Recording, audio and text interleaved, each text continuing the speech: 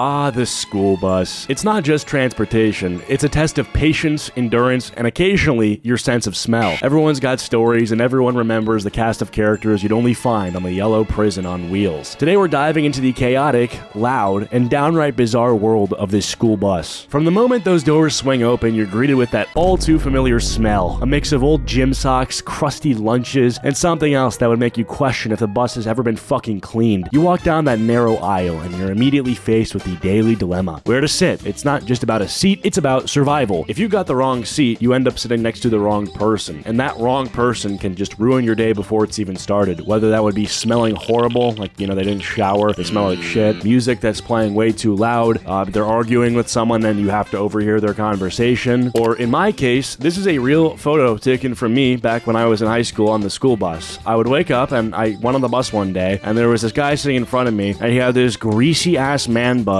that extended from his seat over to mine. So I was facing his man bun the entire morning, and I don't know how to navigate that circumstance. What do I gotta touch it, get it out of my face? But then that's like, well, he's like, why are you touching me? It's like, oh, I don't want to start shit. And this was an extra big problem because I would often lean into the seat in front of me to sleep. Not very comfortable, but when you're waking up at 6 a.m. on 2 hours of nothing, no sleep because you've been up studying and like a Red Bull, then yeah, you're gonna, your body's gonna make yourself fall asleep. In the back, it's pure anarchy. This is where the loudest kids reign supreme, blasting their music so loud you can hear it 3 seats away, even with your own earbuds in. And it's 7 a.m., 6 a.m. at this point, you hate it. And it's also usually the worst music imaginable, like shit you hear all the time, but he's still playing it for some reason. It's that NPC music that you've become hateful of because it's, you hear it everywhere. They specifically curate a playlist to make your ears bleed at 7 a.m. It's just too early for this, but apparently that guy didn't get the memo. Although that's annoying, it's still relatively normal behavior. Playing music is a normal human thing. What is not normal is something that I experienced back in elementary school, was a child on the bus would repeatedly bang his head against the seat in front of him for no reason at all. Now, you might be asking, is this guy on the spectrum? Is he autistic? What made him do this, right? No. Literally, he would bang his head against the seat in front of him. No explanation, no context, just pure unfiltered weirdness. You'd think he's listening to heavy metal or something. He's just in his own world, thudding away like he's participating in Morse code with his forehead. It wasn't the entire bus ride either. It would just happen kind of randomly. It was like physical Tourette's almost. Don't know. Not a doctor. Kid was weird. Alright, now back to some more normal behavior that's also coincidentally insufferable. We have the teacher's pet and the bus driver's best friend who are in deep conversation with the driver like they're on a podcast. These dudes sit in the front just to chirp with the bus driver, and honestly, I don't even hate these people. I think teacher's pet is different. I think bus driver's pet is necessary. We don't want the driver crashing out, literally, I guess. But hey, these people rizz up the bus drivers. What they do is they sit up in front, they talk about anything from last night's homework to the bus driver's personal life, his plans for the weekend,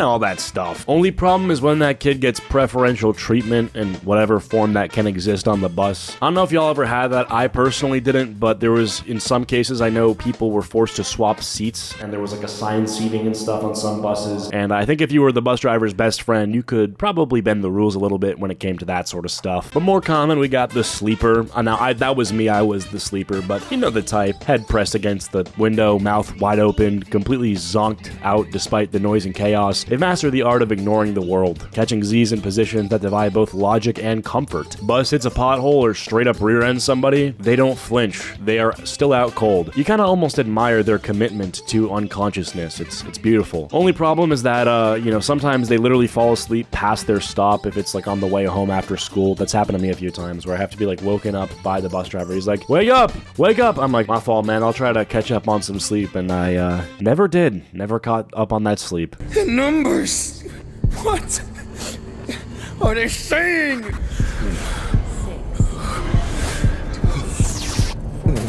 Reznov! Where are you? Reznov! I'm sure there's gonna be some stories in the comments of kids who slept through the bus and they weren't found in time. So after everyone got off at school, the kid was still there back at the bus driver wherever they keep the buses. If that happened to you, let me know. We also got the seat hoggers who act like they paid for first class tickets. They spread their bags, jackets, legs, random items across the seats like they're claiming territory. If you ask if you can sit, they give you a look that you just ask for their SSN or something. It's the school bus, not a VIP lounge. relax. It seems like the middle of the bus was the most normal spot. You really just had guys trying to get by, you know, stay out the way. You know why they got sidewalks, right? Because the streets ain't for everyone. These guys would walk on the sidewalk. They're just normal people. They're not too close to the chaos of the back, but far enough from the front to avoid the cringeworthy driver chats. They're in the neutral zone, where the socially awkward and semi-normal coexist in a relative peace. But don't get too comfortable. There's always a risk of catching a stray comment or some shit talking from the back. You don't think it's weird to fuck 16-year-olds? It's weird, but they're so hot. Yeah, shut up. Shut up with your feminism. Yeah, come here. Come here. That's what you need.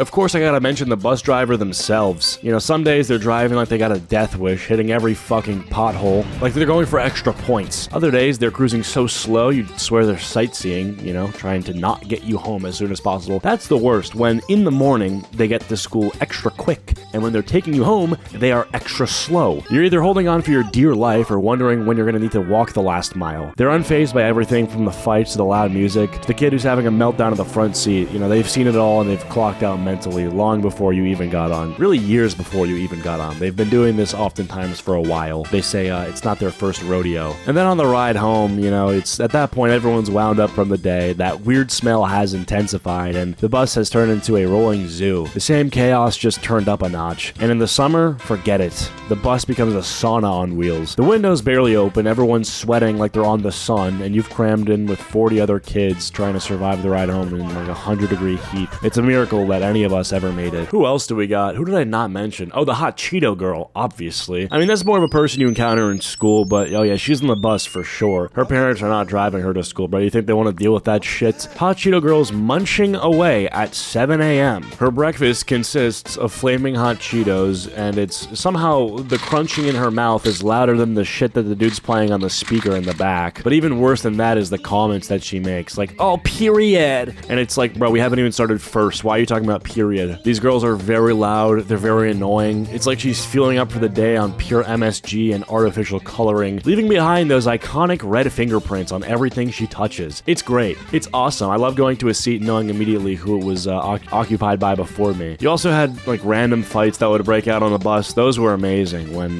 you know, people would start yelling at each other and it would escalate into a fight. Bro, how are you gonna fight on the bus, man? Like, at least wait till you're like not on the bus. I could have worded that better, but you get the idea. It's like, what the hell are we doing? Like, bro, get to school before you fight. And then I think for the most part, the rest of the people on the bus were pretty normal, but yeah, it smelled bad, bad people, but you know, some normal people on there. Yeah, so that's it. That's the school bus experience and all of its chaotic, loud, and sometimes stinky glory. What's your craziest school bus memory? Drop it in the comments, hit that like button, and don't forget to subscribe for more. Thank you guys so much for watching. I appreciate the support, and be sure to subscribe. I'm going to be back to posting consistently on this channel, and I'll see you guys all in the next video. Peace.